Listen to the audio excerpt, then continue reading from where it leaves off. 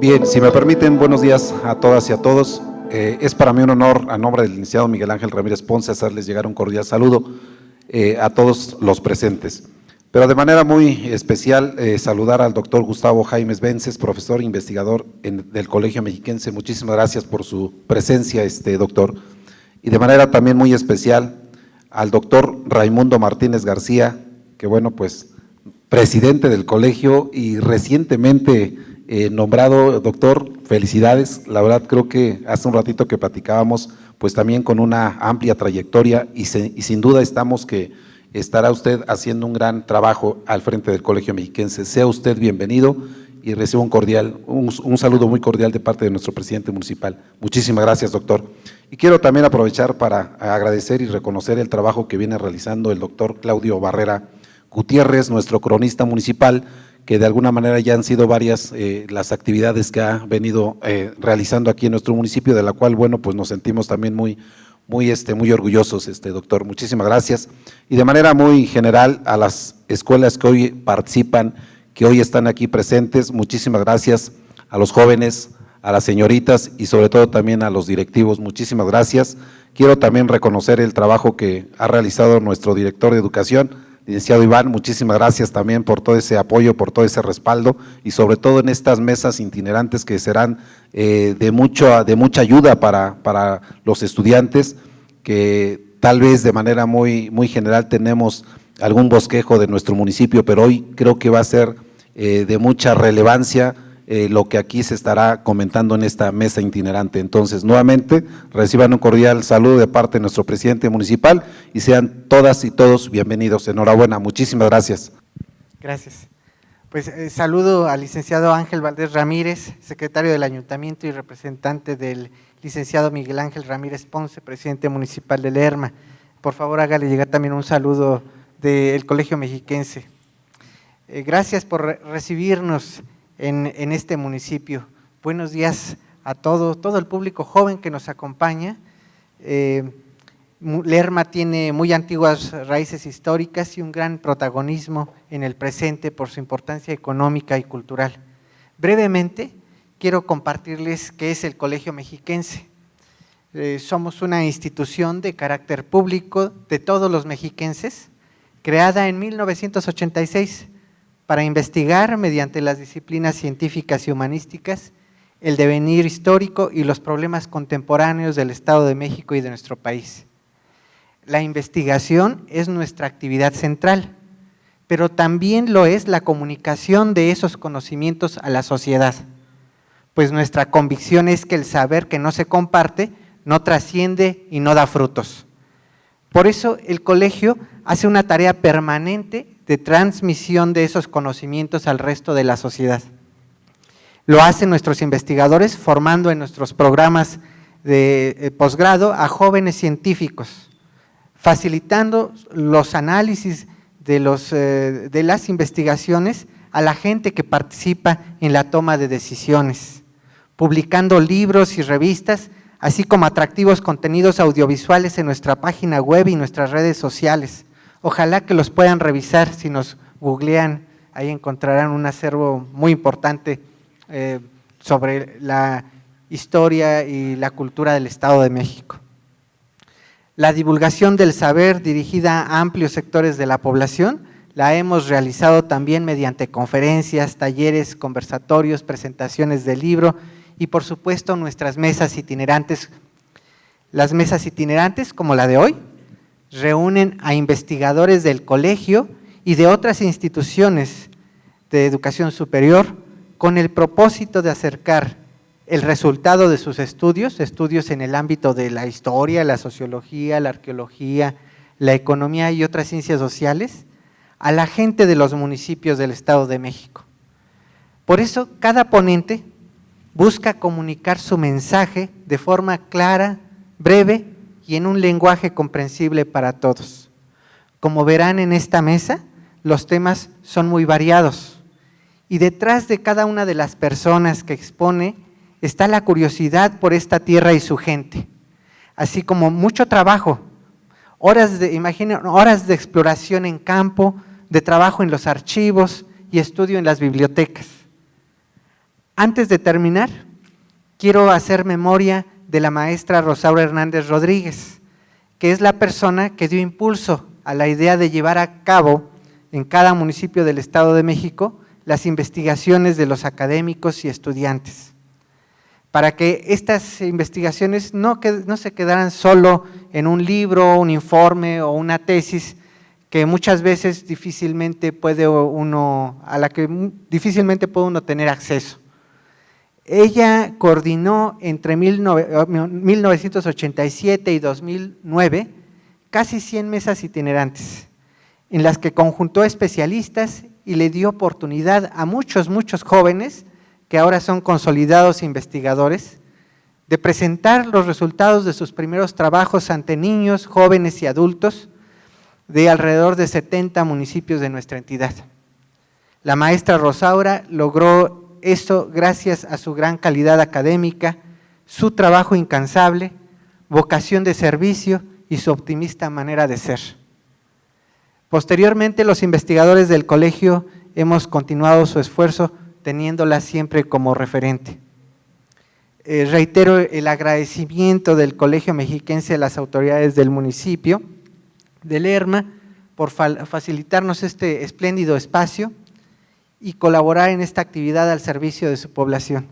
Ojalá tengamos más oportunidades de trabajar en conjunto. Asimismo, apreciamos la generosa disposición de los ponentes de esta mesa por compartir sus resultados de investigación y dialogar con el público que hoy nos acompaña.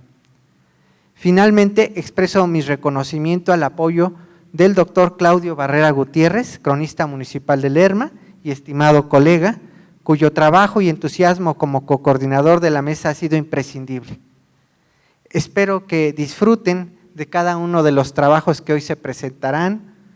Por favor, aprovechen para preguntar, haga sus dudas o hacer sus comentarios a los ponentes, ya sea al final de la mesa o acercándose a ellos cuando terminan sus exposiciones. Muchas gracias y mucho éxito en esta mesa.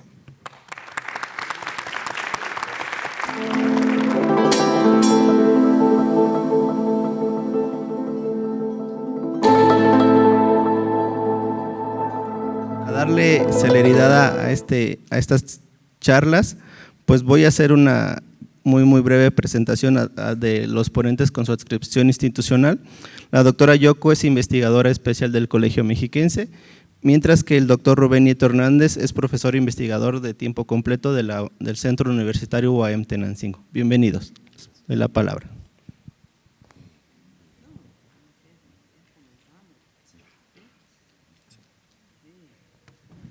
Bueno, sí, pues muchas gracias, agradecemos a los organizadores de esta importante actividad. ¿Ya? Sí, agradecemos mucho a los organizadores de esta importante actividad el hecho de considerarnos para participar en ella y compartir una parte de lo que hemos venido realizando desde hace algún tiempo, particularmente la doctora Yoko, que lleva casi 50 años trabajando en el Valle de Toluca, y yo creo que es una excelente oportunidad de conocer parte de lo que es su trabajo. Este día ella nos pusimos de acuerdo, ya se logró concretar la propuesta que le traemos para ustedes y tendré el honor de conducir la palabra. Yo soy su más viejo discípulo, con cerca de 43 años trabajando con ella y ella me confía justamente en este momento la posibilidad de entregar a ustedes esta información que es el resultado de sus trabajos y de todo lo que hemos hecho eventualmente en colaboración con ella. Quiero en este sentido también felicitar al doctor Raimundo Martínez García en la encomienda que asumió y desearle lo mejor, que sé que lo va a hacer de la mejor manera y sabe que cuenta con nosotros en todo momento, desde las trincheras en que nos encontramos. Lo primero es para entender un poquito cuál es la situación del territorio de Lerma y en un sentido más amplio de la cuenca del Alto Lerma. Tenemos esta imagen que nos muestra en dónde se localiza el municipio. Y esta cuenca, que como principales rasgos geográficos tiene hacia esta parte de aquí, lo que es la Sierra de las Cruces, y en esta parte de aquí, por supuesto, el volcán, el Nevado de Toluca, y con esta serie de edificios volcánicos que están hacia la parte sur, que conformaron justamente la posibilidad de que se crearan las grandes lagunas de las cuales sobreviven unos cuantos cuerpos hoy en día, ¿no? La siguiente, por favor.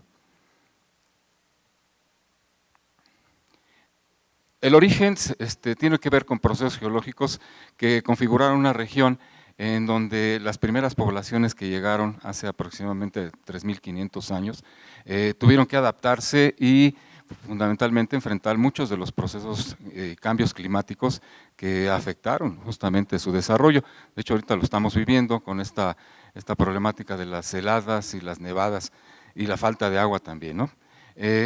Aquí hay que comentar que la cuenca del Alto Lerma es justamente el lugar en donde se origina uno de los sistemas hidrológicos más importantes de nuestro país, que lamentablemente se encuentra en un estado de destrucción que prácticamente podríamos calificar de irreversible. La contaminación de este sistema hidrológico ha traído consecuencias muy graves para las poblaciones de toda esta región de la cuenca del Alto Lerma y evidentemente toda esta agua que finalmente va a desembocar al Océano Pacífico. La siguiente, por favor. Mucho de lo que los pobladores originarios de Lerma que recuerdan son esta serie de elementos con los que convivieron, en donde existían los cuerpos lacustres que caracterizan a la cuenca y toda esta serie de recursos que tenían a su alcance. Esto, gracias a los estudios que se han logrado realizar con la participación de especialistas en paleoambiente, pues ya se ha logrado hacer una reconstrucción de la historia climática de esta región. Y esto se debe, entre otras cosas, al estudio de las diatomeas, que son estos restos de algas silíceas que se fosilizan, y gracias también a los estudios de control cronológico, fundamentalmente de material orgánico, a través de la aplicación de técnicas como el carbono 14, así como otras alternativas que existen para poder interpretar y conocer cuál fue la historia ambiental y geológica de esta importante región, ¿no? La siguiente, por favor. Los recursos con los que esta región aún cuenta, pero que en el pasado eran mucho más vastos, pues destacan toda esta diversidad de especies de fauna y de flora que estaban a disposición de los grupos y diseñaron estrategias que permitieron aprovecharlos y que realmente impactaron hasta en sus condiciones de salud y lo que sería aspectos de orden nutricional, y que gracias a los estudios arqueológicos hemos estado en condiciones de reconocer que tenían la dependencia que tenían hacia esta clase de recursos, ¿no? La siguiente, por favor. Aquí está algunos en actividades que se desarrollaron y que aún a la fecha todavía algunas personas las practican a través de la cacería. Aquí vemos al señor que tiene su escopeta, pero lamentablemente en algunas regiones se practicó la caza, pero de una manera muy intensiva, y que ha sido la causa de la desaparición de gran cantidad de especies. Y si a esto le agregamos la contaminación ambiental, pues la verdad ha sido devastadora esta situación. La siguiente, por favor. Vean nada más algunas de las especies con las que seguramente a los jóvenes y sus familias se abastecían para la alimentación y que tenían un alto contenido nutricional que les garantizaba una vida saludable, ¿no? Entonces se desarrolló también toda una tecnología que vamos a ver en unos segundos más, de redes, de fisgas, de anzuelos, y que realmente la gente logró justamente aprovechar toda esta serie de recursos, ¿no? La siguiente, por favor. En el caso de los vegetales había también una diversidad enorme que fueron aprovechados y que aún a la fecha en algunos lugares que se salvan de la contaminación son todavía recolectados. La siguiente. Obviamente también está toda esta parte del aprovechamiento de recursos como el tule, que permitió la confección de petates, aventadores y figuras que han hecho famosas algunas poblaciones como Tultepec, pero que lamentablemente ya están en desuso, prácticamente han desaparecido. La siguiente.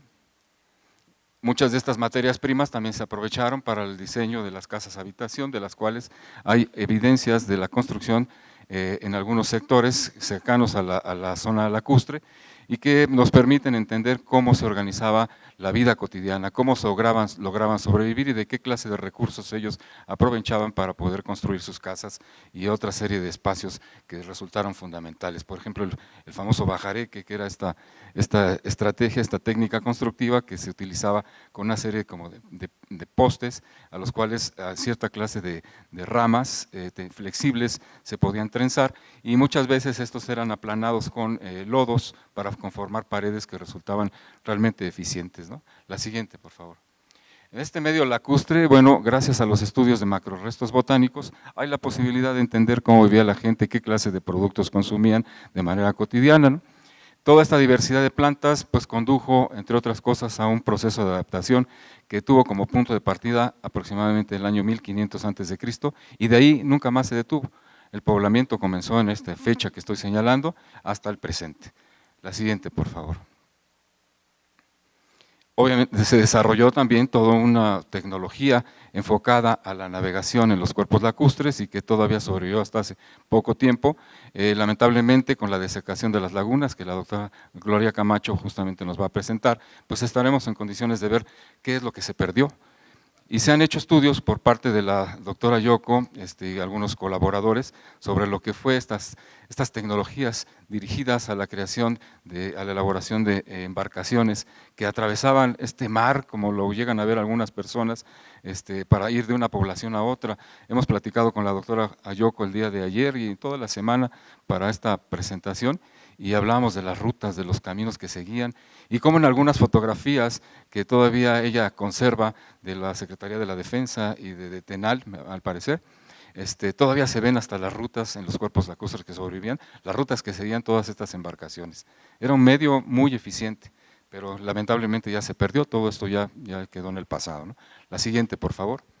Y precisamente esta imagen pues nos muestra, es un vuelo que hicimos hace algunos años, y esto fue cuando ocurrió una inundación tremenda, y es muy interesante que ustedes puedan advertir la existencia de estas pequeñas elevaciones que quedan a salvo del nivel del agua y que coinciden con los asentamientos que se encontraban en esa zona. La gente mantenía una interacción muy estrecha con la zona lacustre y lograban sortear justamente esta clase de eventos que en el presente los estamos padeciendo, y basta nada más mencionar lo que con San Mateo Atenco ocurre cada temporada de lluvias, que se les inundan las casas que están muy cercanas al curso del río Lerma y que tienen el mejor ejemplo a su lado con la serie de bordos que sobreviven cuando se desborda el río Lerma, pero no toman ese ejemplo. Esos bordos tienen su origen en la etapa prehispánica, de hecho, con las excavaciones que se realizaron en barrios como Espíritu Santo, por ejemplo, se lograron localizar evidencias de la existencia de casas habitación y de áreas de cultivo. Todas ellas sobrevivían al aumento del nivel de las aguas, ¿no? La siguiente, por favor. Esta es la forma que la gente establecía una interacción muy estrecha con la zona lacustre. Aquí estamos viendo cómo que construían algunos pequeños caseríos que estaban en interacción constante con el entorno, del cual obtenían todos los recursos necesarios. Y hasta se ve a la usanza, la vestida la ropa que utilizaban en aquellos tiempos, el típico camisa y calzón de manta, y ahí la gente interactuaba, lavaban la ropa. Es más, en unas zonas hasta, recordamos acá por Almoloya del Río unas cosas bien interesantes. ¿Sabían que hubo por ahí un hipopótamo que se soltó en la laguna? Alguien lo soltó, no sabemos quién, se dice de un exgobernador, la verdad es que no tengo confirmado esto, pero sí, ahí andaba el hipopótamo alimentándose y viviendo en esta laguna, ¿no? La siguiente, por favor. Una reconstrucción de cómo era la interacción en aquellos tiempos es esta, que nos muestra que aprovechaban algunas prominencias en las inmediaciones de la zona lacustre, pero que además eran complementadas con obras para aumentar el nivel de los montículos, y que gracias a las exploraciones que se han realizado hasta la fecha por parte de la doctora Yoko y colaboradores, se ha logrado determinar cómo eran las casas de aquellos tiempos y qué clase de tecnologías se empleaban. La siguiente, por favor. Asimismo, también todavía en algunos lugarcitos que están por ahí, la gente todavía convive con toda esta tecnología, con el entorno lacustre, ¿no?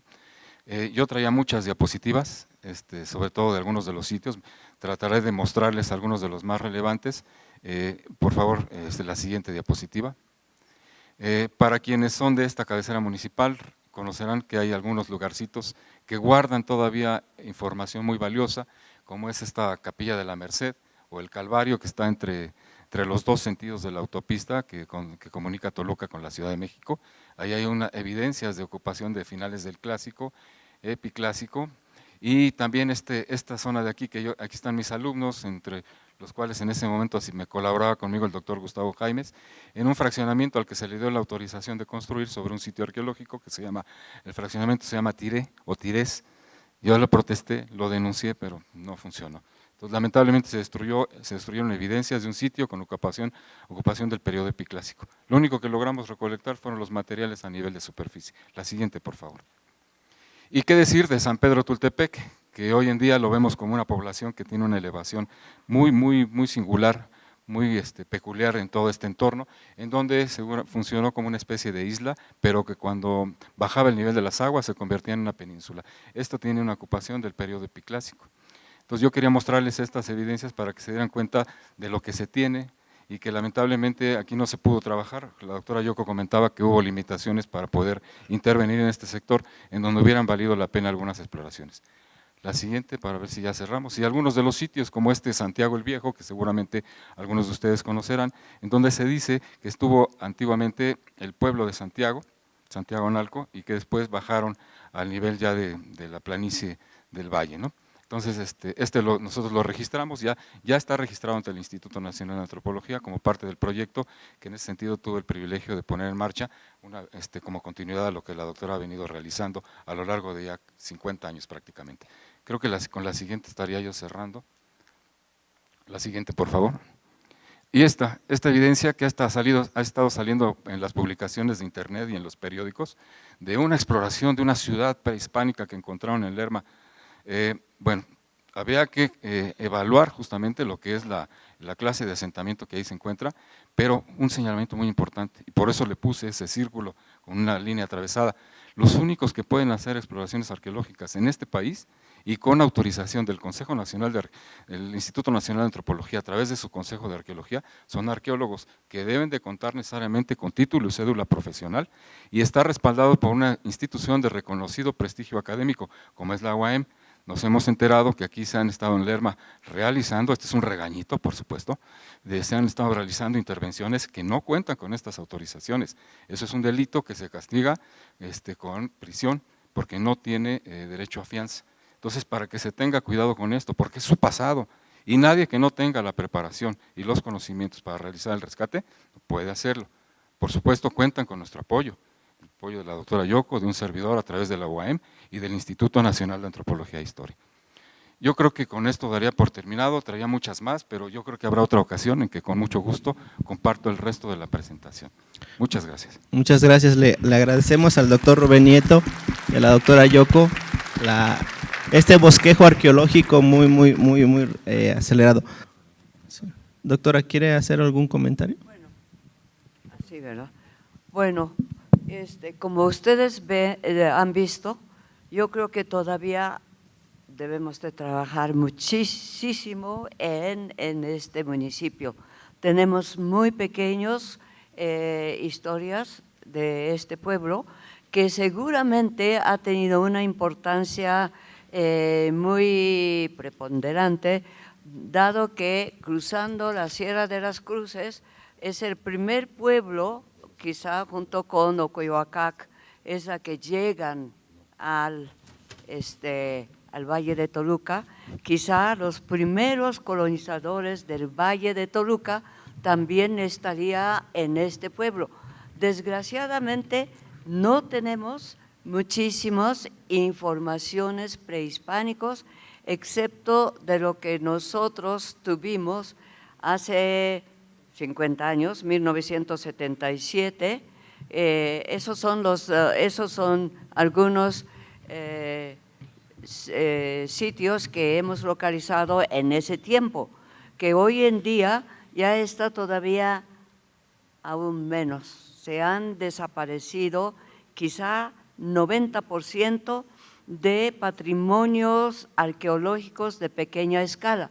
Entonces, yo creo que nosotros los arqueólogos solos no podemos hacer. Yo creo que tenemos que juntar con todas las personas que tengan curiosidad y el interés de conservar y resguardar el patrimonio que es la historia de ustedes y la historia de la identidad del pueblo de ustedes. Entonces, yo creo que sería muy importante, tenemos que colaborar y hacer algo para conservar este hermoso el Valle de Toluca, que hoy en día pues todo el mundo estamos lamentando, ¿no? Para que a ver si podemos sobrevivir de esta crisis que tenemos, ¿no? Nada más que yo quería agregar.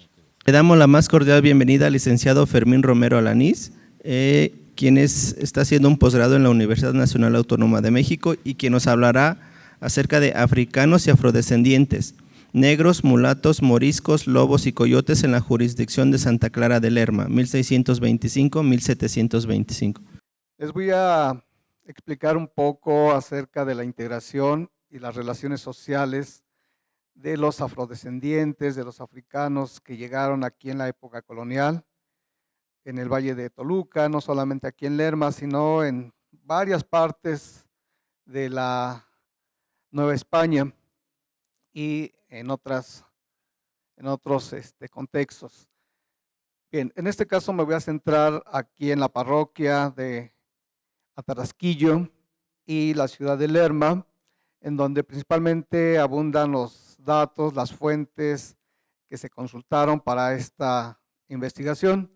1625, 1725, bueno, a pesar de que en 1619 empiezan ya los primeros libros encontrados en el archivo parroquial de Atarasquillo, sin embargo, pues por el tiempo son documentos que no se ven ya, que ya la tinta ya se está perdiendo y algunos pues están en náhuatl y pues no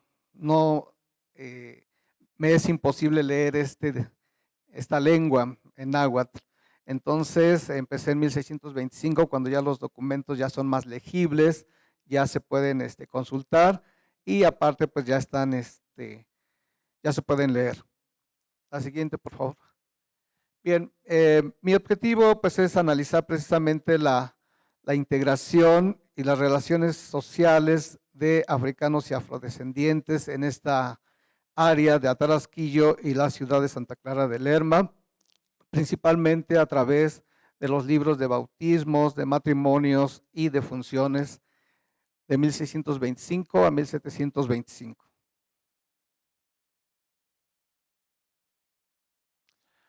Bien, ya les comenté que las fuentes principales se encuentran en los archivos, en el archivo parroquial. Son fuentes que ya otros investigadores que se han encargado de estudiar el proceso del mestizaje, la esclavitud, matrimonios, bautismos, pues han utilizado este tipo de fuentes para poder argumentar sus hipótesis. En este caso, pues aquí tenemos el libro de entierros del partido de Tlaxco, como así se le conocía, sin embargo ahora lo conocemos como Atarasquillo. Y también tenemos los asientos de bautismos de los pueblos de Tlaxco y sus barrios, aunque algunas veces los documentos lo mencionan como pueblos y a veces el párroco los asienta como barrios, por ejemplo el barrio de San Miguel Analco o el barrio de San Francisco Xochicuautla, lo menciona como pueblo o como barrio. Bien. También tenemos, se consultaron el archivo parroquial de Santa Clara de Lerma. Aquí tenemos los años que nos indican. Una de las limitantes que nos ofrecen es pues los documentos donde, a pesar de que sabemos que en 1613 la ciudad, Lerma se erige como ciudad o surge como ciudad, ¿verdad? Pero los documentos ya inician hasta 1685 y la de funciones hasta 1693 y no se diga la de matrimonios hasta 1711. Y para complementar esta investigación utilicé el Archivo General de Notarías de la ciudad de Toluca de 1625-1725. Muy bien.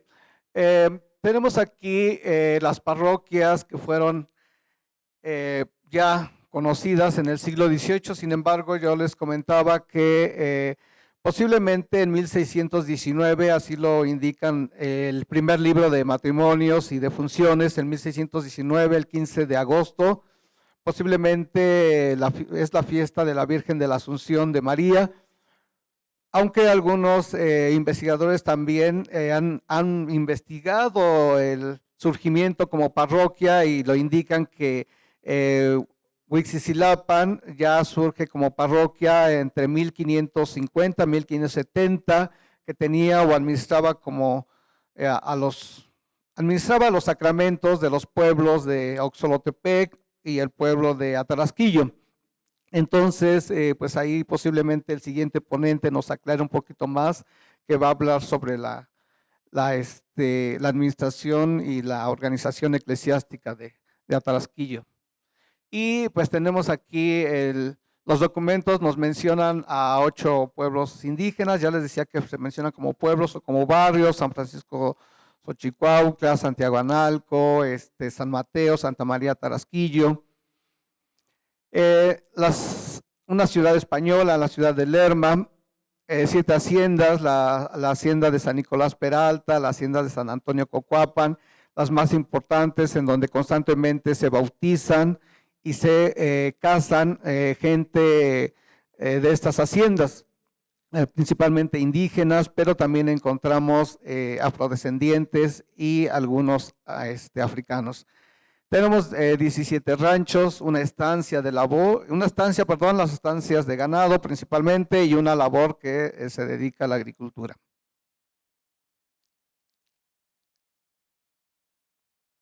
Siguiente, por favor. Muy bien, tenemos la integración económica de africanos y afrodescendientes. ¿Cómo se van a integrar? Principalmente tenemos 2 que sería de acuerdo a su condición: los esclavos y los libres. En este caso, los esclavos, sabemos que el Valle de Toluca tenemos pues muchos documentos que nos hablan acerca de la esclavitud en época colonial, y aquí en Lerma pues encontramos a esclavos de calidad, negros, mulatos, moriscos, morenos. Va a depender de cómo el sacerdote o incluso el escribano público los va a registrar de acuerdo al color o calidad. Tenemos aquí los precios, un estudio anterior acerca de los esclavos en el Valle de Toluca. Encontré que se vendían desde 20 pesos hasta 630 pesos, que mucho tenía que ver con su edad, su sexo, sus habilidades en el trabajo, su condición e incluso su comportamiento, si eran esclavos borrachos o huidores o ladrones. Mucho tenía que ver también estas características, incluso sus habilidades, si un esclavo tenía la habilidad o había aprendido algún oficio como sastre, carpintero, herrero, tenía algún oficio, pues ya aumentaba su valor.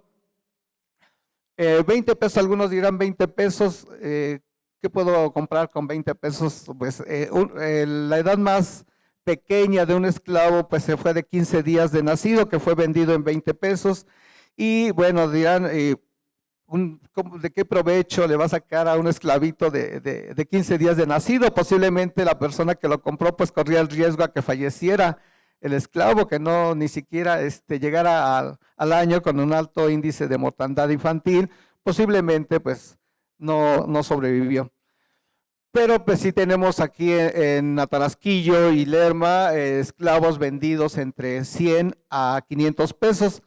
Algunos dirán, pues yo tengo ahorita 500 pesos y me compro un esclavo, ¿verdad? Pero pues, hay que recordar que pues eran monedas en oro o en plata, y que pues en aquella época, vamos a hacer alguna comparación, un trabajador doméstico podía ganar entre 1 a 4 pesos mensuales. Entonces nos damos idea de cuántos meses tenía que trabajar para poder juntar por lo menos 100 pesos para poderse comprar un esclavo. Bien, la siguiente, por favor.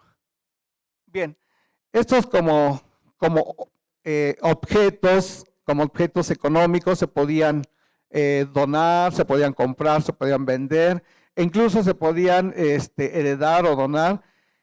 Hemos encontrado testimonios de esclavos donados. Por ejemplo, la dueña de la hacienda de San Nicolás Peralta, doña Elvira de Villavicencio, esposa de los Goñi de Peralta, a su hija, al ingresar a un convento, ¿verdad? En la Ciudad de México, le donó o le heredó a una esclava entre 12 a 14 años para que fuera su sirvienta dentro del convento. Entonces, también tenemos estudios donde ya algunos investigadores se han ocupado en hacer estudios acerca de esclavos o esclavas dentro de los colegios o los conventos, e incluso dentro de algunas órdenes religiosas. También podían ser hipotecados cuando alguna persona pedía o solicitaba un préstamo, pues tenía que garantizar ese pago. Entonces, algunos habitantes de Lerma prestaban dinero, pero a cambio pedían una hipoteca. ¿Y qué más podía hacer? Pues a veces un esclavo o dos para poder garantizar ese pago. Y algunos, pues, algunos podían ser, pues, liberados. Algunos dirán, y los esclavos siempre vivían y morían esclavos. La mayoría, pues, podemos decir que sí. También hice una investigación acerca de la liberación de los esclavos, sus mecanismos y estrategias en el Valle de Toluca en el siglo XVII, y encontré que solamente como entre el 10 y el 8% de los esclavos pudieron adquirir su libertad a través de la gracia de su propietario, o que algún familiar, algún padrino, alguna persona cercana al esclavo podía comprar su libertad. Bien, aquí tenemos algunos de los propietarios que tuvieron más esclavos aquí en Atarasquillo y la ciudad de Lerma. Entre ellos vemos a doña Elvira de Villavicencio, la esposa de Dosgoñi de Peralta, que fue la que tuvo más esclavos, tuvo 11, 6 hombres y 5 mujeres, y que si nosotros vemos los precios, que si costaban entre 100 a 500 pesos, podemos decir que tenían una inversión de más de miles de pesos. Y esto también, desde el punto de vista social, les otorgaba cierto prestigio, cierta de renombre dentro de la sociedad, y más si se trataba de una servidumbre de esclavos. Y pues tenemos aquí, encontramos que solamente los propietarios pues podrían tener dinero suficiente para poder mantener, para poder curar y para poder vigilar a sus esclavos. Entre ellos encontramos al corregidor de Lerma, tenemos al dueño de la hacienda de Amomolulco, Mateo Méndez, o los Fernández de Uribe, y también tenemos a los López Jardón. Bueno, aquí ya no los puse, pero los López Jardón sabemos que fue por muchos años el corregidor. Su hijo fue el sacerdote, el cura párroco de Villa Cuauhtémoc por muchos años también. Bien, en total solamente encontré 92 esclavos durante este periodo de estudio. Encontré, no sé, bueno, posiblemente hubo más, porque pues no sabemos si, bueno, los documentos se han perdido, se han extraviado, los han robado. Bien, adelante, por favor. Bien, ¿a qué se dedicaban los esclavos? Principalmente los que encontramos aquí en Lerma se mencionan como esclavos domésticos, principalmente para la cocina, para como lavanderas, e incluso como para cuidar a los niños, prepararle el baño al patrón, a los hijos, o prepararle, bueno, aquí en un estudio anterior acerca de las actividades económicas de la población de Lerma, encontré la existencia de algunas tenerías del curtido de pieles. Entonces, algunos sí fueron destinados para el curtido de pieles y la elaboración de zapatos, y así como vaqueros en las haciendas y la arriería. Una de las actividades muy importantes de Atarasquillo fue la arriería, e incluso en un documento de finales del siglo XVII y principios del XVIII, las autoridades novohispanas de la Ciudad de México y Ciudad de Toluca solicitan a los dueños de mulas de Atarasquillo, que tenían más de 400 mulas, para que condujeran el maíz del Valle de Toluca a los graneros de la Ciudad de México. Bien, aquí los afrodescendientes libres también compartieron el trabajo junto con mestizos, indígenas, españoles, pobres, que se establecieron aquí en Lerma.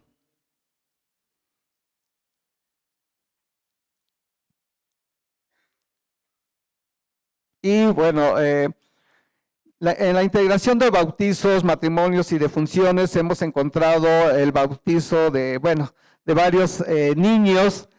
Sabemos que los bautizaban a temprana edad. Hay que recordar que el alto índice de mortandad era muy fuerte, entonces se aconsejaba o se pedía, el padre le solicitaba a los progenitores, ¿verdad?, que fueran bautizados a temprana edad, y que esto nos permite ver a sus padrinos, ¿verdad?, si fue madrina o solamente padrino.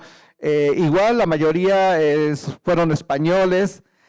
Solamente encontramos algunos padrinos mulatos, algunos moriscos, mestizos e incluso indígenas, pero también a su vez los afrodescendientes fueron compadres con los indígenas, fueron padrinos de niños indígenas.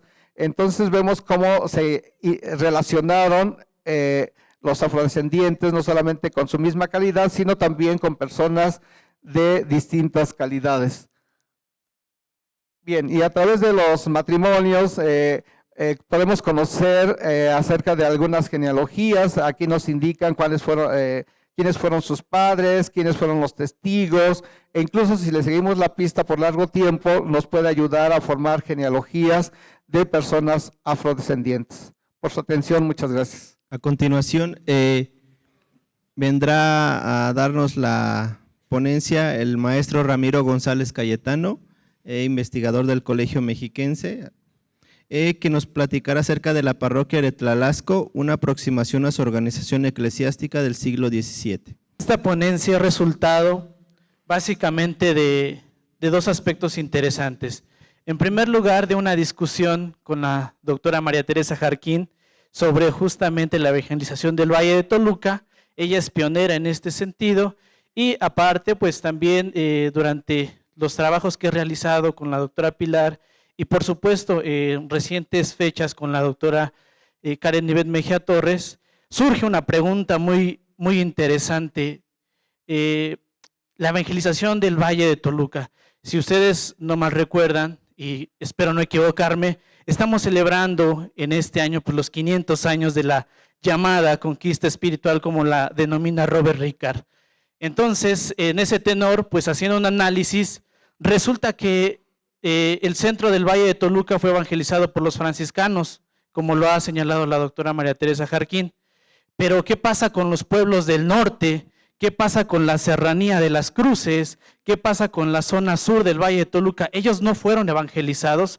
Es como surge esta pregunta. ¿Qué pasó con estos pueblos en donde, pues, tal parece que pasaron sin pena ni gloria en el contexto de la evangelización de la Nueva España? En ese sentido, mi ponencia se basa justamente en retomar Tlalasco, la serranía de las Cruces. ¿Cuáles son los objetivos de esa ponencia? Voy a fijar tres básicamente. En primer lugar, identificar la llegada del clero secular al pueblo de Tlalasco, actualmente a Tarasquillo. En segundo lugar, identificar la llegada de los curas beneficiados.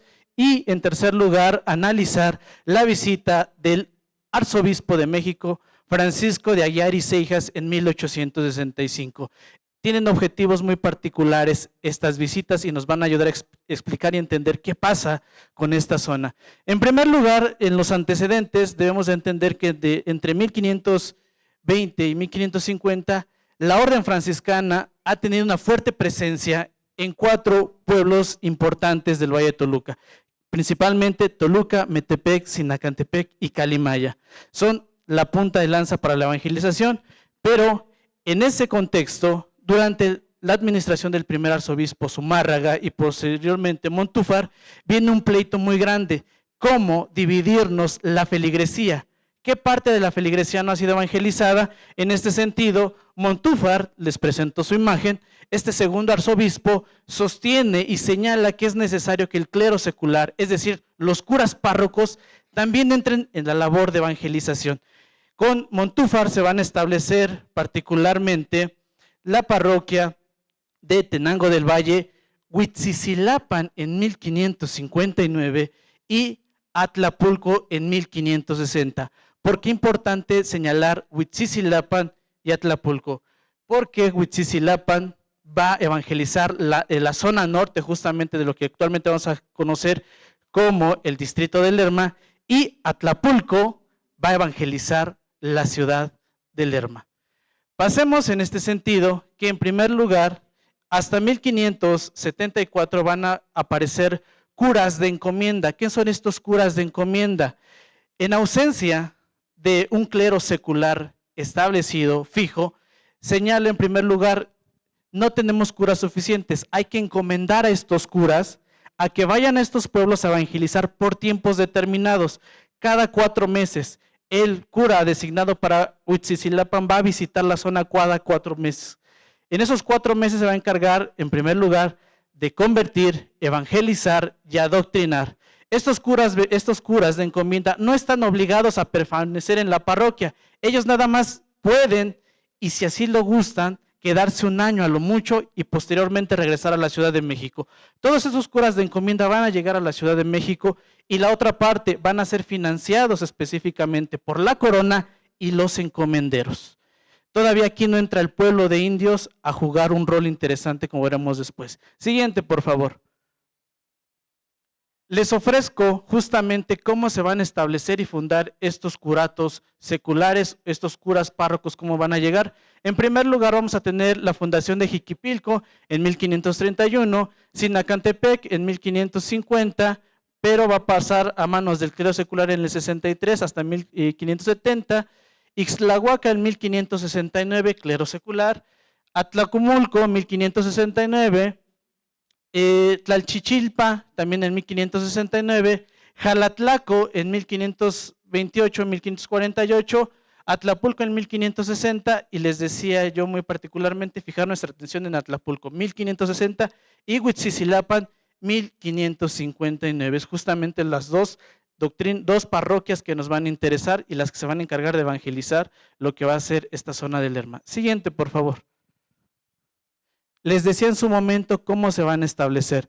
Si ustedes pueden observar en estos puntos azules tenemos justamente las parroquias franciscanas, en puntos color blanquito tenemos las vicarías de indios, también todos franciscanos, y si ustedes se pueden percatar, todo el centro del valle, toda esta parte va a ser el feudo franciscano. Ahí se van a establecer los franciscanos particularmente y van a empezar a evangelizar. Destacar justamente la fundación de la doctrina franciscana de Toluca. ¿Por qué? Porque desde la doctrina franciscana de Toluca vamos a empezar a entender que los frailes se van a dirigir a Jiquipilco, a Ixtlahuaca, a realizar labores de evangelización. Ojo, señala la doctora María Teresa Jarquín, ¿qué pasa con Huitzicilapan? Resulta que los franciscanos de Toluca también visitan la zona de Huitzicilapan, también hacen labores de evangelización, sin embargo, no van a fundar conventos. Esa es la gran diferencia. Al ser zonas de visita, el clero secular se percata que la Serranía de las Cruces es un punto estratégico por algo muy sencillo. Al clero secular ya no le interesa que los franciscanos, los regulares, sigan estando al frente de la administración de los indios. Entonces Montúfar, en una acción rápida y estratégica, funda en la Serranía del Monte de las Cruces, también Monte Alto, las parroquias seculares. Con eso evita que los franciscanos sigan extendiendo su influencia por el Valle de Toluca y lo restrinja solamente a lo que va a ser la región central. Y toda esta zona va a ser administrada por el clero secular. Por otra parte, recordemos que esta frontera, bueno, pues también nos ayuda a dividir el tema del Arzobispado de México. ¿Qué va a pasar con estas parroquias? El Arzobispo de México va a tener especial cuidado y atención en que los curas párrocos de aquí cumplan bien sus funciones. Es decir, esta zona administrada por el clero secular va a estar justamente a los ojos del Arzobispo de México. Quiere poner el ejemplo, quiere enseñar que los curas párrocos son los mejores en la administración religiosa, tanto de los indios como de los españoles.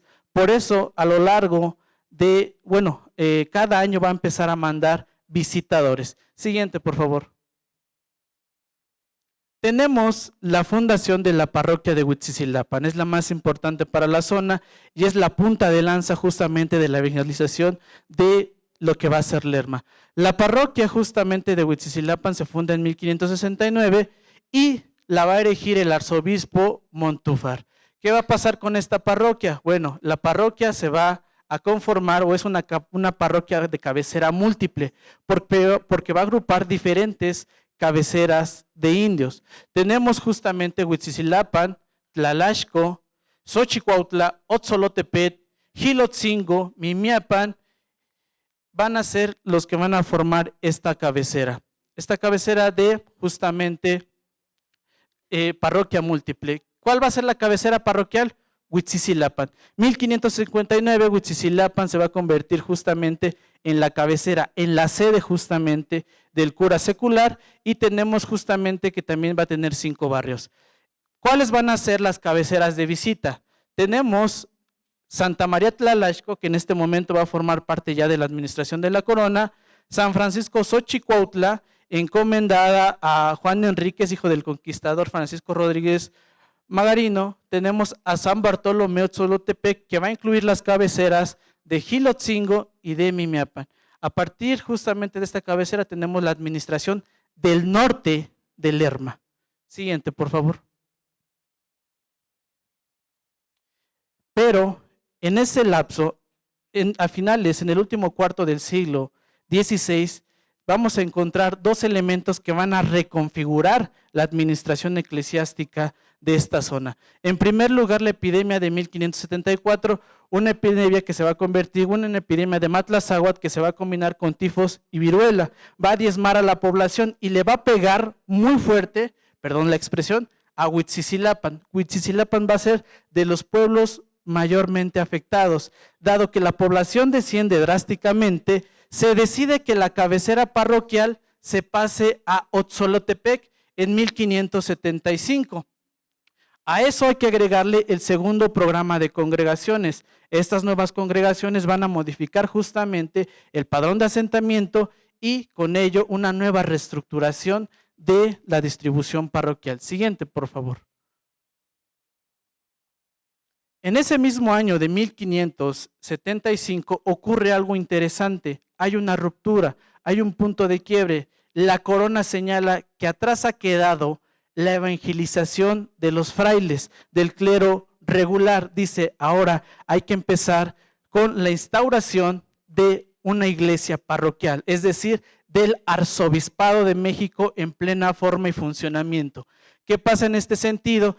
Con justamente la cédula del 1 de junio de 1574 se establece que ahora sí se nombren curas beneficiados. ¿Qué va a ser de esos curas beneficiados? Si ustedes no mal recuerdan, los curas de encomienda solo están por lapsos, se encargan de evangelizar, adoctrinar, catequizar, pueden residir o no en la cabecera parroquial, pero con esta cédula de 1574 el rey establece un elemento interesante. Se van a nombrar curas beneficiados y estos están obligados sí o sí a permanecer en las parroquias. Si no permanecen en las parroquias van a ser sancionados y van a ser quitados justamente de las listas de aquellos opositores para estas parroquias. ¿Vale? ¿Vale? Aparte tenemos que desde 1574 ya tenemos curas párrocos ya formados en la Nueva España. Los curas de encomienda vienen de España, estos curas párrocos ya están formados aquí. El 26 de marzo de 1575 tenemos el primer concurso de oposición y en este concurso de oposición hay 2 pueblos que vuelven a surgir. Huitzicilapan se ofrece como una parroquia ya firme, estable, con un beneficio curado y Otzolotepec. En este caso hay una controversia entre Huitzicilapan y Otzolotepec porque se están peleando quién es la cabecera parroquial. ¿Es Huitzicilapan o es Otzolotepec? Esto va a llevar y desencadenar en un nuevo litigio. Siguiente, por favor. Tenemos que estos beneficios curados van a justamente establecerse en esta cédula y particularmente vamos a tener que a partir de 1601 hay un litigio abierto entre lo que van a ser los pueblos sujetos a Otzolotepec porque piden y demandan que se les convierta en nuevas parroquias. En 1601 empieza justamente una controversia entre Mimiapan, Tlalasco contra Otzolotepec. Quieren dividirse y surgir como nuevas parroquias. Siguiente, por favor. A partir de ese litigio, el virrey, el proceso va a escalar hasta manos del rey y en 1601, en diciembre de 1601, se establece que Otzolotepec se divida en dos parroquias, la parroquia de Otzolotepec y en 1601 se establezca la parroquia de Tlalasco. Siguiente, por favor. Esta nueva parroquia de Tlalasco, justamente ya Santa María de la Asunción, Tlalasco o Atarasquillo, en 1601 va a empezar a funcionar como beneficio curado y se va a integrar justamente de dos barrios, San Mateo Atarasquillo, Santiago Analco y dos visitas, San Miguel Ameyalco, San Nicolás Peralta y dos pueblos de visita que van a ser San Lorenzo Huitzililapan y San Francisco Xochicuautla. En 1526 Juan Pérez de la Serna vuelve justamente a nombrar el beneficio curado de Tlalasco. Siguiente, por favor. ¿Qué va a pasar con este nuevo beneficio? Que tenemos el primer funcionamiento, las subvenciones parroquiales. ¿Cómo se va a cobrar justamente los servicios o cómo va a cobrar los servicios religiosos el cura párroco? Les ofrezco justamente esta tablita que nos dice bautizos, casamientos, entierros, misas votivas y por supuesto las misas patronales. Siguiente, por favor. Tenemos, aquí viene el otro elemento, les decía, ¿qué va a pasar? Ya tenemos la primera parte, Lerma por la parte norte, Atarasquillo, Huitzililapan, Xochicuautla están evangelizados justamente por el clero secular a través de la parroquia de Tlalasco, pero ¿qué va a pasar con Santa Clara de Asís Lerma? Resulta que sabemos por un documento fechado en 1629 que Lerma va a estar sujeta a la administración de la parroquia de Atlapulco. ¿Qué va a pasar con Atlapulco? Resulta que este litigio es bonito porque el párroco de Atlapulco se niega a prestar servicios religiosos a los negros. Entonces los indios de Santa Clara de Lerma se levantan en protesta y dicen, ¿cómo es posible que no les puedas ofrecer justamente servicios espirituales a los negros? Empieza a haber un conflicto muy grande y hacia la segunda mitad del siglo XVI, no les puedo especificar la fecha exacta, va a pasar Santa Clara de Lerma a la administración de la parroquia de Tlalasco. Segunda mitad del siglo XVIII, con la visita del arzobispo Francisco de Aguilar y Seijas en 1568. Siguiente, por favor. Sabemos justamente una nueva configuración y particularmente tenemos que esta nueva parroquia es una de las más importantes de la zona por tener sujeta a la ciudad de Lerma, nada más y nada menos. Tenemos que diferentes tipos de poblaciones, la población que va a administrar va a ser india, principalmente otomí. Debo decir que no es la única, estoy todavía en revisión de la documentación para ubicar justamente a la población náhuatl y la población de procedencia matlacinca, si lo hubiere. Tenemos españoles, mestizos, negros y mulatos. Siguiente, por favor. ¿Cuáles son las conclusiones que podemos obtener? A través de este breve análisis y recorrido que les he ofrecido, realmente ha sido de manera muy sintética y resulta muy interesante ver estos cambios. Les podemos decir que la parroquia de Tlalasco nos puede ayudar a identificar cómo el clero secular se va a afianzar en la zona y cómo la misma zona de Lerma va a ir cambiando su configuración a lo largo del siglo XVI, XVII. Recordar que en el siglo XVIII va a surgir la nueva parroquia, la parroquia de Santa Clara de Asís de Lerma. Siguiente, por favor. Y con esto termino mi intervención. Muchas gracias. Ahora le pedimos la presencia al doctor Pedro Gutiérrez Alzarluz, quien nos dará la ponencia titulada Acta notarial de la venta de la hacienda de la Marquesa en el siglo XIX. El doctor es miembro de las tantas asociaciones de la Asociación Mexiquense de Cronistas Municipales. Bienvenido, doctor. En la hacienda de la Marquesa hubo dos marquesas, la marquesa del Valle de Oaxaca, Juana de Zúñiga, en 1532 fundó la hacienda y 253 años después Otra marquesa, la marquesa de Selva Nevada, Antonia Gómez Rodríguez de Pedroso, compró el cortijo ganadero en 1785. Bueno, inicio con los antecedentes históricos. La primera esposa de Hernán Cortés fue Catalina Juárez Marcaida, dama que murió en Coyoacán el 1 de noviembre de 1522. 7 años después, Cortés en España decidió contraer segundas nupcias con la joven de 20 años, Juana de Zúñiga, que por ser hija de Carlos Ramírez de Arellano, conde de Aguilar, ya era marquesa, y por real cédula del 6 de julio de 1529, el rey Carlos I de España les concedió el título de marqueses del Valle de Oaxaca, convirtiéndose ella en doble marquesa. El marquesado incluía 23,000 vasallos a perpetuidad con jurisdicción civil y criminal en el grado de capitán general de la Nueva España. La opulencia del marquesado más tarde despertó la ambición del mismo rey español, quien le había otorgado sin siquiera conocer en realidad cuál era la extensión y riquezas del marquesado del Valle. Al conocer sus nuevas propiedades, los marqueses del Valle, Oaxaca no fue del agrado de la marquesa para que ahí construyeran su residencia. Por eso, entre 1531 y 1537, la edificación la hicieron en Cuernavaca. Es el actual Palacio de Cortés, ahí en Cuernavaca, que es casa de estudios también. En otoño de 1532, los marqueses del Valle decidieron visitar las propiedades ubicadas en el Valle del Matlacinco, Toluca, que les correspondían.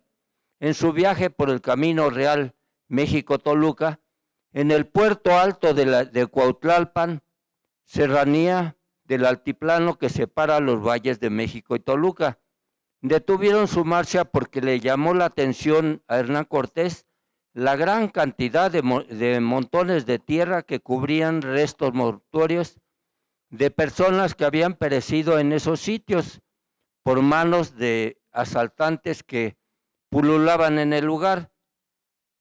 Enterado Cortés del contenido de los montículos, ordenó que se colocara una cruz sobre cada tumba. Desde entonces se denomina Monte de las Cruces. Después de un breve descanso, los marqueses prosiguieron su marcha y al llegar a los llanos de Salazar, Juana de Zúñiga quedó prendada por la exuberante vegetación y la belleza natural del parque pletórico de robustas coníferas, y en la campiña, serpenteando arroyuelos de cristalinas aguas, solicitó a su esposo que se acogieran bajo la sombra de un oyamel. Durante el remanso, el marqués se percató que su esposa estaba arrobada como si estuviera en un paraíso terrenal. Le preguntó a la marquesa que si desearía tener una finca rústica de veraneo en ese sitio, asentando firmemente ella. Con mano de obra de los otomíes que vivían en la cueva de las Peñas Barrón, en el lado norte de la marquesa, en la parte alta. La finca fue construida con madera de la región, por eso se conoció como Hacienda de las Tablas, Venta de las Tablas o Finca de la Marquesa o Llanos de Salazar, ubicada en la jurisdicción de Lerma, y lindaba al oriente con el desierto de los Leones, los pueblos de Coajimalpa, Huixquilucan y Atlapulco, al poniente con Coapanoaya o Coyoacán y Atarasquillo, al norte con los de Ameyalco y Huixquilucan, y al sur con Acopilco, Atlapulco y Acazulco. Tenía una superficie de 1,700 hectáreas. El cortijo de los marqueses perteneció al Hospital de Jesús, pero después de la muerte de Hernán Cortés, todos los bienes del marquesado fueron incautados o secuestrados por la corona española de 1557 a 1574. La finca cambió por el nombre de Hacienda o Estancia del Rey. Esta finca ganadera a través de los años se ha conocido con diferentes nombres, como Hacienda de las Cruces, Hacienda de la Marquesa, Venta de Tablas, Estancia del Rey, Cortijo ganadero de Hernán Cortés, La Carbonera del Rey, Molino de las Tablas, el Rancho de la Nana Pancha, Rancho de la Marquesa y Salazar, y los ranchos de Salazar y Hacienda de los Marqueses de Selva Nevada, Parque Nacional Insurgente Miguel Hidalgo y Costilla, y actualmente Colonia de la Marquesa con sus parques alrededor, entre otros. Como consta en el testamento de Hernán Cortés, por haber sido un cortijo ganadera, la Hacienda de las Cruces contó con 20,000 cabezas de ganado menor y 6,000 cabezas de ganado mayor o vacas. Las mejores tierras conquistadas pronto pasaron de Hernán Cortés a sus soldados por adjudicación o venta simulada a 4 personajes cuyos títulos de nobleza ha conservado la historia local con los siguientes nombres: el conde del Valle de Orizaba, el marqués de la Colina, los marqueses de Sierra Nevada y las marquesas de Selva Nevada, perdón. La marquesa de Selva Nevada era Antonia Gómez Rodríguez de Pedroso. Tenía establecido que su marquesado solo sería transmitido a través de madres a hijas y no de padres a hijos como era habitual. Perdón. El Fondo de Temporalidades administró la hacienda de San Borja hasta 1782. Fue adquirida por la marquesa de Selva Nevada. Más tarde, en 1821, sus descendientes vendieron esta hacienda al coronel Pedro Antonio Acevedo. A su muerte pasó a manos de sus hijas y nietas, quienes la administraron por un tiempo y después la pusieron en venta para liquidar gravámenes que pesaban sobre ellas. En 1683, al sur de la Ciudad de México, la Compañía de Jesús, mejor conocidos como jesuitas, fundó la hacienda de San Borja. En 1723, la venta de la hacienda de Tablas o Llanos de Salazar por merced real debía usar 2 surcos de agua del río Grande de los Remedios para mover su molino y para uso domiciliario. Sin embargo, el dueño desperdiciaba el agua hasta para regadío, dejando sin el vital líquido a los habitantes de San Pedro Atlapulco, lo cual ocasionó un juicio. Los jesuitas dieron un buen uso a las tierras para cría de ganado vacuno, caprino, caballar y lanar, así como la siembra de granos y magueyes. Entre estas fincas estaban la hacienda de San Borja, en Coyoacán, y la hacienda de la Marquesa o de las Cruces en los Llanos de Salazar. En 1785, la Marquesa de Selva Nevada, familiar de Fray Francisco de Borja, adquirió la finca de los Llanos de Salazar, tomando el nombre nuevamente de Hacienda de la Marquesa, pero ahora de la Marquesa de Selva Nevada.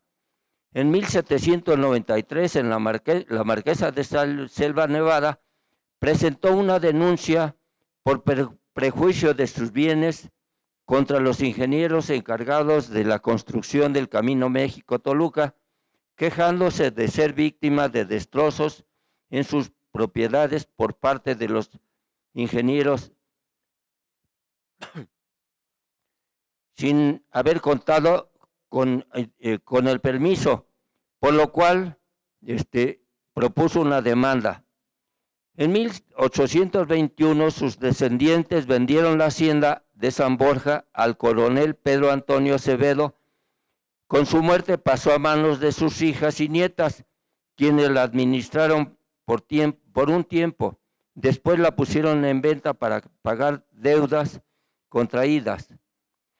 El 30 de octubre de 1810, en la hacienda de la Marquesa, territorio de Lerma, desde la fábrica de aguardiente hasta el Monte de las Cruces, hoy el Zarco, el ejército insurgente de Miguel Hidalgo y Costilla, comandado por Ignacio Allende, se coronó de gloria al vencer a Torcuato Trujillo, siendo la batalla más importante de la Guerra de Independencia.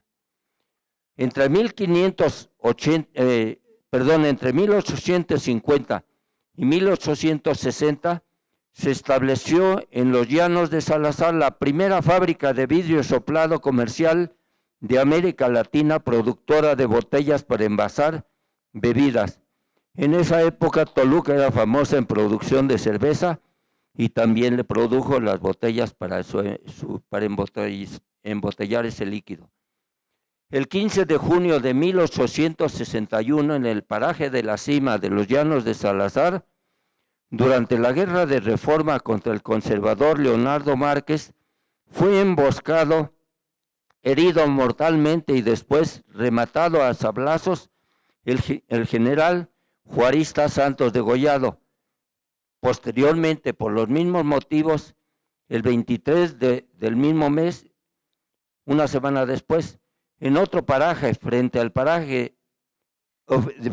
obelisco de Hidalgo, fue fusilado el general Leandro Valle. Su cadáver fue colgado en las ramas de un oyamel, donde permaneció durante un mes. El Congreso Constituyente y Constitucional del Estado de México da cuenta de ello. El 6 de mayo de 1868, el gobernador provisional del Estado de México, Cayetano Gómez, sí, ya voy a terminar, emitió el decreto que se creara el distrito de Lerma. El señor Salvador Malo vendió su cortijo a Pedro Van, quien el 26 de noviembre de 1914 vio destruido su inmueble cuando, por orden del general Francisco Villa, el teniente coronel Lucio Blanco Fuentes y el coronel zapatista Miguel Martínez Carmona, quemaron la hacienda de la Marquesa, desapareciendo por siempre porque era de tablas. El 11 de mayo de 1929, el presidente Emilio Portes Gil decretó que las tierras de la hacienda de la Marquesa se dotase de ejido a San Jerónimo, Acazulco, Coyoacán, sin tomar en cuenta a los 6 acasillados de la hacienda. Tuvieron que intervenir para el conflicto que había entre los acasillados de la Marquesa y los ejidatarios de Acazulco, conflictos muy fuertes, hubo muchas muertes, y cuando vino de visita Adolfo López Mateos en 1960 y el doctor Gustavo Vaz y mi padre Juan Gutiérrez González, que era presidente del Lerma de 1958 al 60, analizaron el caso y llegaron a la conclusión de que se separara del municipio de Lerma la parte de conflicto del municipio de Coyoacán. 2 años después salió el decreto del Congreso del Estado aprobando de que en 1960 pasara desde Riondito hasta el Zarco al municipio de Ocoyoacán y se segregara del municipio de Lerma. Bueno, desde entonces se hicieron investigaciones y estudios en la reforma agraria para que se terminara definitivamente el conflicto, porque no con eso terminó. Y en esa época, el de la palabra, su servidor, me tocó estar en ese conflicto en la reforma agraria, logrando que hasta que estuviera el 29 de septiembre de 1994, emitiera el decreto el presidente Carlos Salinas de Gortari para que se separara definitivamente la colonia de la Marquesa del ejido de San Jerónimo Acazulco. El motivo de esta reunión fue el rescate de un documento cuando estaba mi padre como presidente municipal de Lerma en 1958 al 60. Llegó el encargado del archivo, Reinaldo González, y le notificó que en el ramo de historia encontró el testimonio de una escritura de venta con reconocimiento de hipoteca en 1884, que la hacienda de la Marquesa fue vendida en 12,000 pesos, documento que hoy nos ocupa, y presentamos un resumen que el acta del notario de Lerma, Agustín Roldán, en el cual intervinieron Emilio del Barrio y sus herederas y albaceas, las mismas que mencioné anteriormente, adquirieron la finca dejando en pago 2,000 pesos en plata y los 10,000 pesos restantes dejando hipotecada su hacienda de San Borja de Coyoacán. Durante 5 años tenían que pagar ese resto y en 5 años lograron el completo del pago de la hacienda de la Marquesa, terminando por siempre el conflicto. Es cuanto, muchas gracias. Hola, buenos días. Espero que se ponga la presentación. Bien, en primer lugar agradezco al doctor Claudio, al doctor Ray por la invitación al Colegio Mexiquense.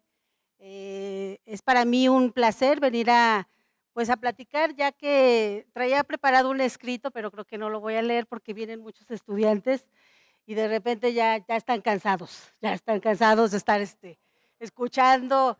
Esperamos no aburrirlos mucho, pero bueno, traía este escrito, pero voy a tratar de ser un poco clara, breve, exponiendo un tema que he trabajado por varios años ya, que para mí es un honor trabajar este municipio de Lerma. Ok, muchas gracias. Y sobre todo lo que es la zona del Alto Lerma, ¿no? Es una zona que a mí me ha apasionado mucho, que le he trabajado para lo que es el siglo XIX y para lo que es la primera mitad del siglo XX. La siguiente, por favor. Bien, aquí es un poquito el mapa para ilustrar la zona que nos ocupa, la zona alta del río Lerma, la zona que tiene que ver propiamente con las desecaciones. La siguiente, esta exposición la he preparado con una serie de imágenes que he logrado extraer del Archivo Histórico del Agua, un archivo que es muy rico en imágenes fotográficas de la región, que nos permite más o menos visualizar cómo era en ese entonces esta región y cómo ha ido transformándose a lo largo de los años y propiamente por estos cambios que han surgido propiamente por proyectos que tendieron en su momento a transformar esta zona de lacustre a una zona que es totalmente distinta como la conocemos hoy en día. La siguiente, por favor, para ir viendo las imágenes, la siguiente. Ahí vemos todavía cuerpos de agua, aquí estas zonas donde ya prácticamente está seco. La siguiente, por favor. Y bien, la presentación la traigo dividida en dos partes. Una refiere propiamente a aquellos proyectos de desecación que se formularon tanto a mitad del siglo XIX como en el periodo del Porfiriato. La segunda parte propiamente refiere cuando la Ciudad de México necesita agua y es necesario llevarse el agua de esta región. Y entonces aquí yo quisiera a lo mejor comparar una frase que en su momento dijo Díaz: tan lejos de Dios y tan cerca de Estados Unidos, la zona del Alto Lerma es tan lejos de Dios y tan cerca de la Ciudad de México, ¿verdad? Porque propiamente mucha de esta región se ha tenido que sacrificar propiamente para resolver las necesidades de abasto de la gran ciudad, de la ciudad capital. Bien, el primer proyecto de desecación propiamente se circunscribe al momento donde es gobernador Mariano Riva Palacio.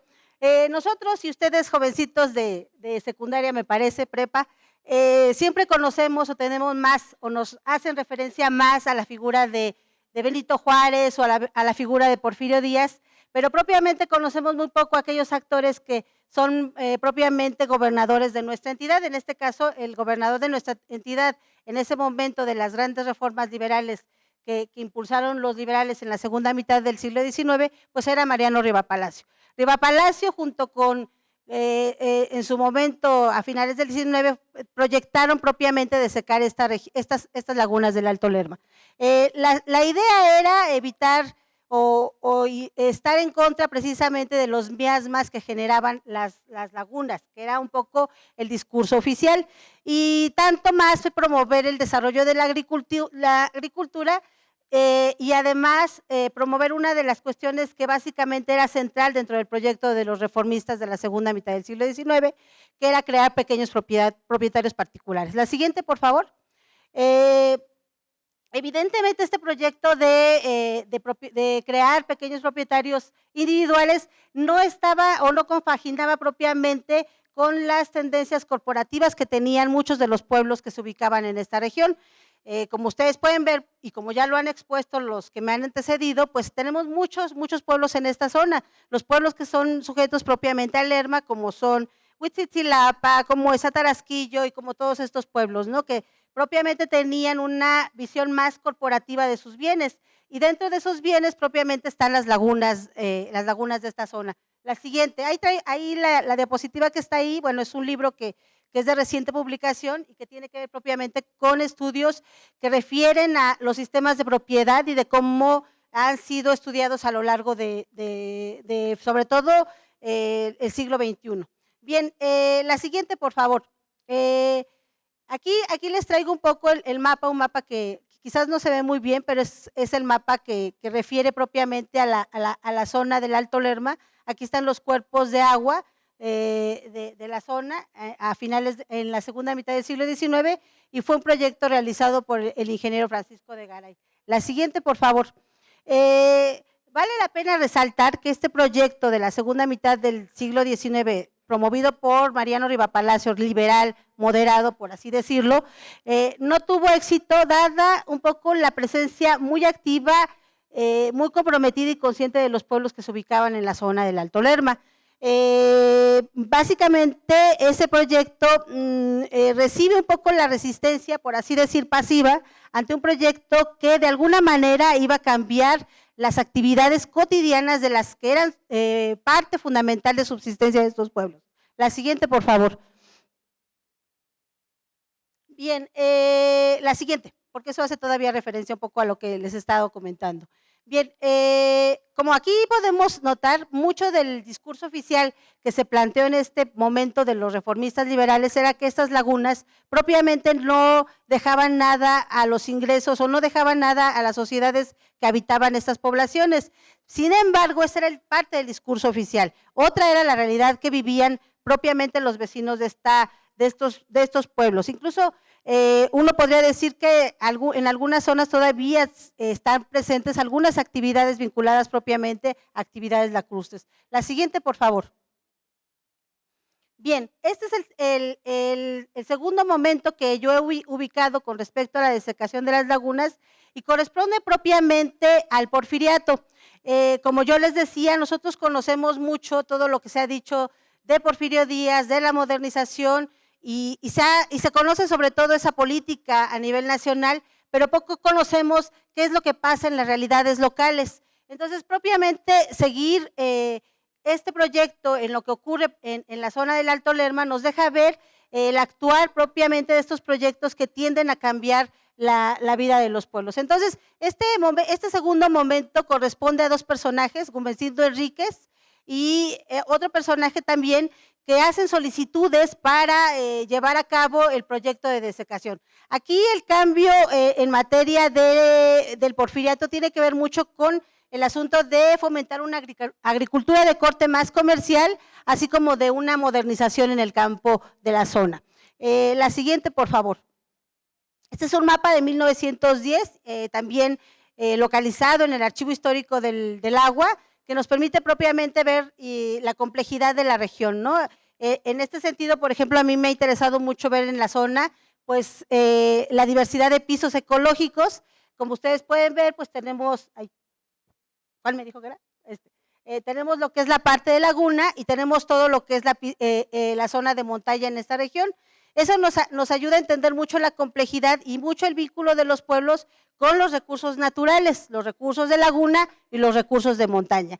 Propiamente muchos de los pueblos que están ubicados acá, por ejemplo en la zona de Lerma, que tenemos acá Ocoyoacá, Cholula, Al Llanito, a San Pedro Tultepec, que es un pueblo fundamental y que bueno, es uno de los que voy a retomar en este momento, que tienen una cercanía y una convivencia muy fuerte con estos recursos y que obviamente va a chocar con estos proyectos del Estado mexicano que tendían precisamente a la modernización. La siguiente, por favor.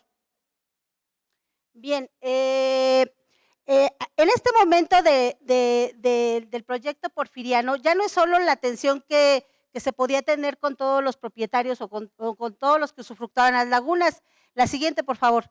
En este momento, lo que vamos a observar o lo que nosotros observamos, dadas las iniciativas de estos particulares, como Luis G. Saldívar, que es a quien después se le concede el asunto de utilizar las aguas, es que ya no solo son para fomentar el desarrollo agrícola de la región, sino para utilizar estas aguas en generar fuerza motriz. Ello implicaba no solo tensión en la zona del Alto Lerma. La siguiente, por favor.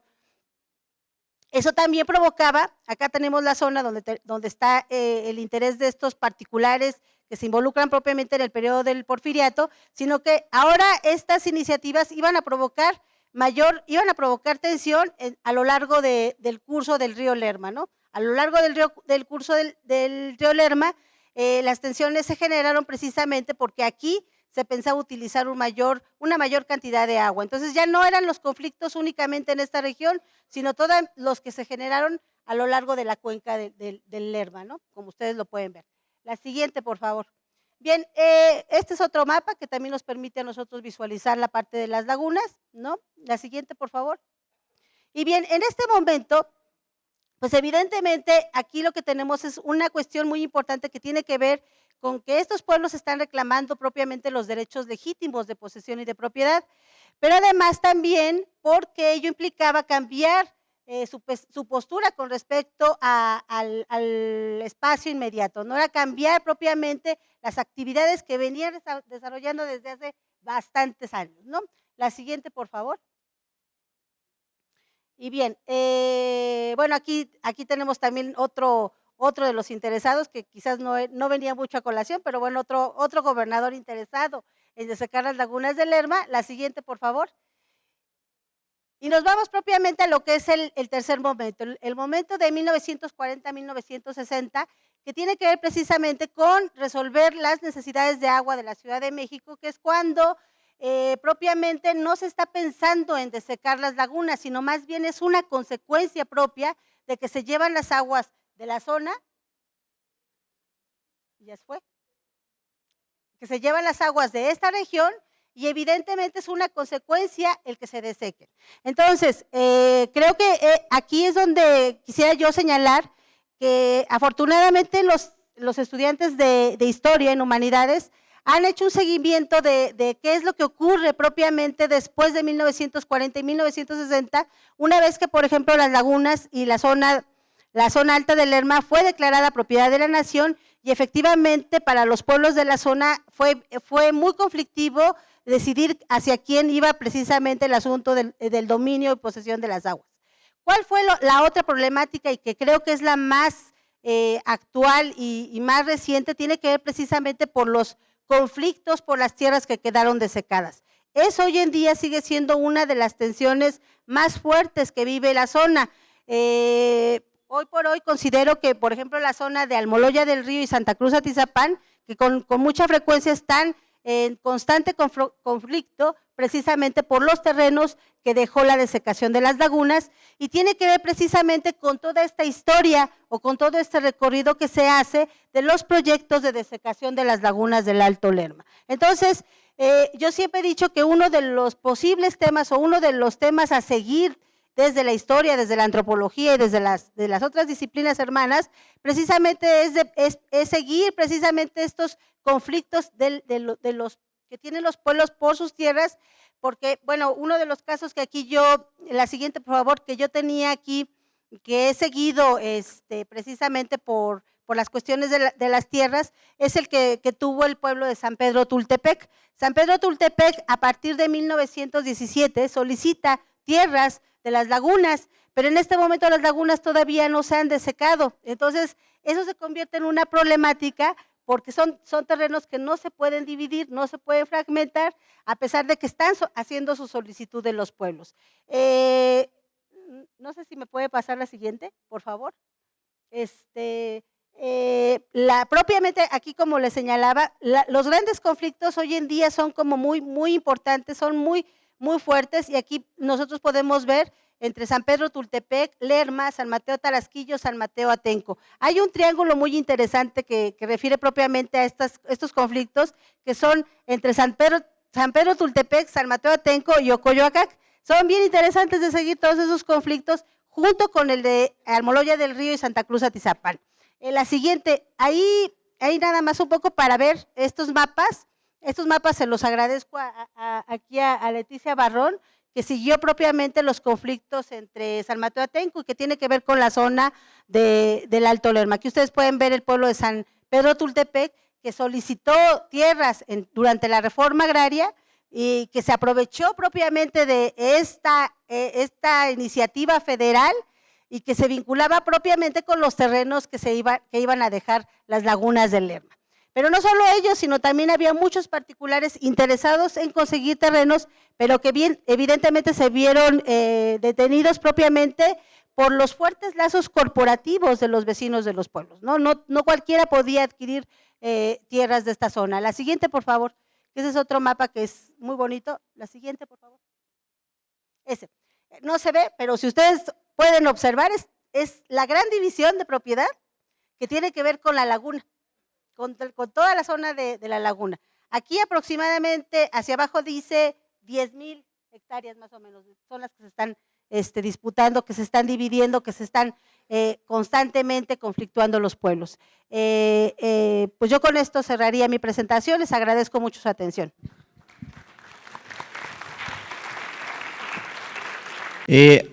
Ya la última charla de esta mesa será dada por el doctor Claudio Barrera Gutiérrez, que lleva por título El Ayuntamiento de Santa María Tarasquillo, 1872-1877. Bienvenido, doctor. Bien, la Municipalidad de Santa María Tarasquillo de 1872-1877, jóvenes estudiantes, quiero que pongan énfasis en esta periodización del siglo XIX, porque a partir de estos datos históricos fue como el Lerma también se buscó una categoría de ciudad heroica. Quiero mencionarles que la primera República Federal, la segunda la República Centralista, la República Federal y la República Restaurada y finalmente lo que es el Porfiriato. En esta República Restaurada es donde vamos a observar la Municipalidad de Santa María Tarasquillo, de 1872-1877. Bien, la siguiente diapositiva. Bien, en este periodo de la historia de México del siglo XIX, la República Restaurada, vamos a observar que en la República Mexicana solamente hay 2 presidentes de México, y en lo que se refiere a nivel estatal vamos a encontrar pues más de 13 gobernadores en el Estado de México. La siguiente diapositiva, de favor. Bien.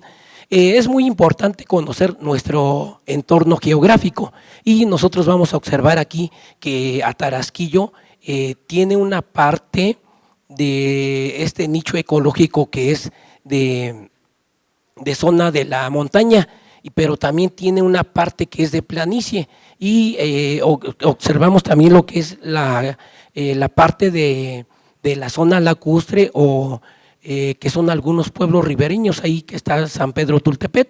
Todos ellos, estos pueblos, tanto Lerma como San Pedro Tultepec, son de origen colonial, con diferente etnia, tanto de españoles como de los tarascos. Bien, y en la parte de la sierra, antes en esta zona de la montaña vamos a observar que es una zona boscosa, y en la parte del sur pues está rodeado de la hacienda de San Nicolás Peralta.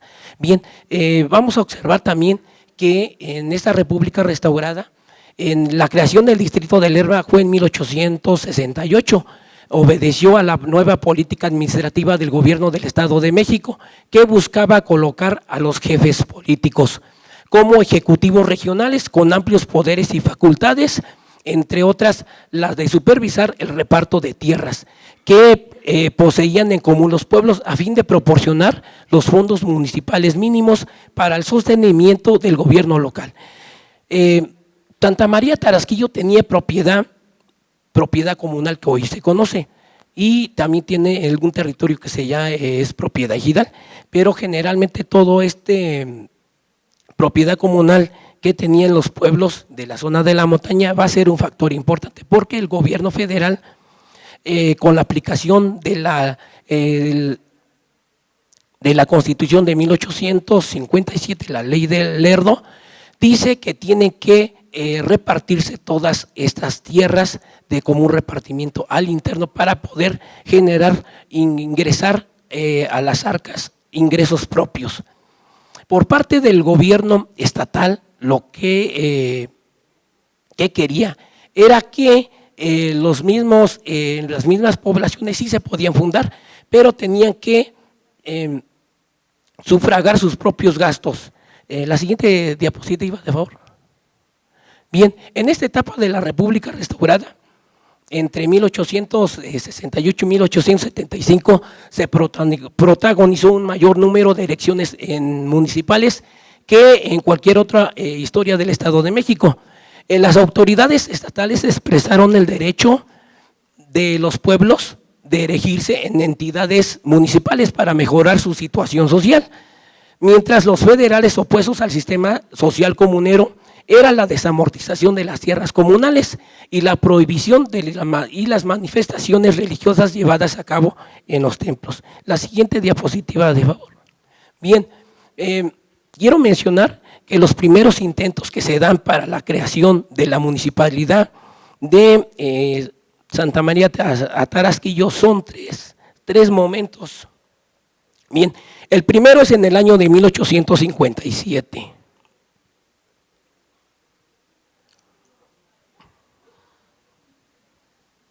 Las autoridades municipales de Lerma no querían permitir, lo que pasa que ya tengo el problema de la vista, no alcanzo a leer, de los vecinos de Tarasquillo por usar la ciénaga, las tierras laborables y los montes para explotar los recursos tradicionales de subsistencia. Ese es el primer conflicto que se da. Bueno, Santa María Tarasquillo ya trae conflictos ya desde la época colonial, pero inician en este año. Ese es uno de los factores muy importantes por el aprovechamiento de la ciénaga. Y el siguiente intento, que es en el 1870, es una carta dirigida al gobernador Riva Palacio a petición de los vecinos del pueblo de Tarasquillo para poderse segregarse de la municipalidad de Lerma. Y el tercer intento que hacen es en 1871. Los vecinos de los pueblos de Santa María Tarasquillo y San Mateo Tarasquillo, Ameyalco y Santiago Analco solicitaron a la jefatura política como municipalidad. Recordemos que en este periodo son los jefes políticos los que están como autoridad, y es el tercer intento que logran. Y en la siguiente diapositiva, de favor. Bien, aquí la municipalidad de Santa María Tarasquillo es de 1872 a 1877. En la segunda mitad del siglo XIX, el Congreso local aprobó varias segregaciones municipales en este distrito de Lerma para cumplir con ciertos requisitos y condiciones. Uno de ellos era que los propios peticionarios presentaran una propuesta de ingresos fijos a los fondos municipales avalada por el jefe político respectivo, y precisamente era las tierras. Se tenía que repartir para adquirir estos fondos municipales. Bien, una vez aprobada y promulgada la creación del municipio, el jefe político y el presidente de Lerma tendrían que supervisar el reparto de las tierras ofrecidas. Y aquí es donde aparece ya la municipalidad. Con esa condición es que la legislatura estatal, la siguiente de favor. La legislatura estatal aprobó la elección de Municipalidad de Santa María Tarasquillo con el decreto número 43 el 19 de octubre de 1972. La nueva municipalidad quedó como parte del distrito de Lerma. El decreto dictaba en su artículo primero, como ustedes pueden observar en esta diapositiva, son cómo se erige en este distrito. Y bien, en la siguiente diapositiva, son unos extractos. Bien, el siguiente. Bien, de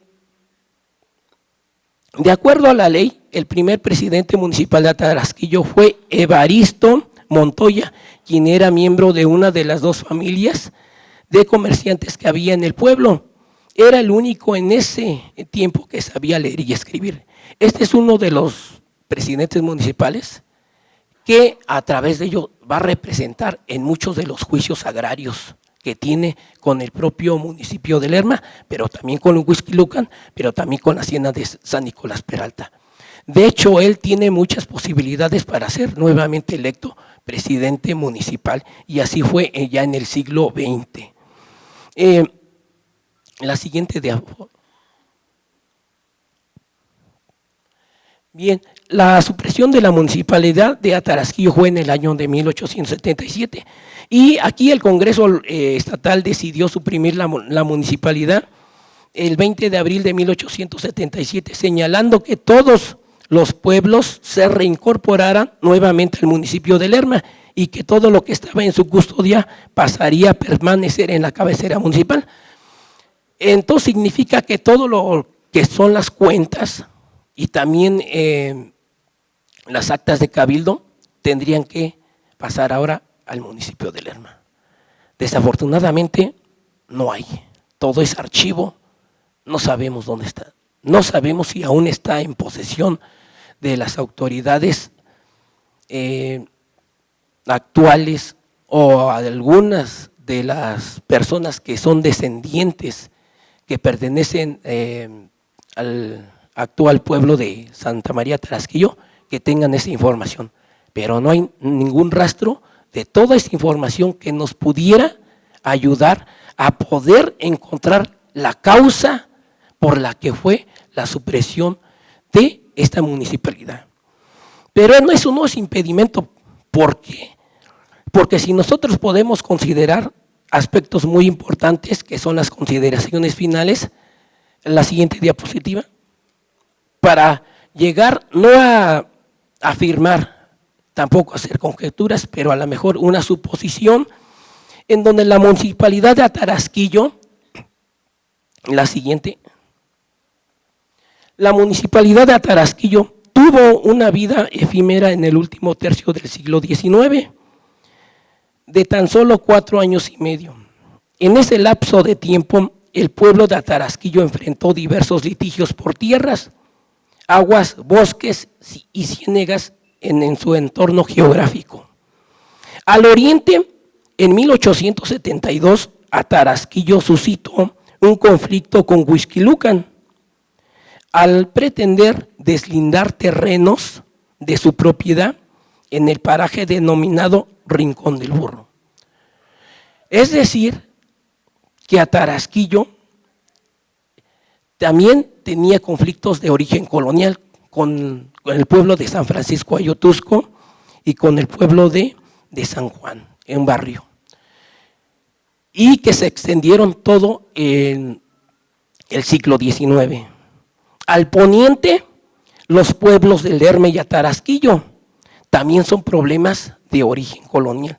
Se mantenían en litigios por la ciénega de Lerma de los años de 1870, que ya nos expuso también la doctora, y que también en un momento van a exponer esos grandes proyectos que ya se tenían, el aprovechamiento de los recursos en este vaso lacustre, e incluso posteriores. Bueno, y al norte, en 1875, los vecinos de Tarasquillo promovieron ante el gobernador un litigio por las aguas contra el propietario de la hacienda de San Nicolás Peralta, que en aquel entonces ya era Ignacio de la Torre.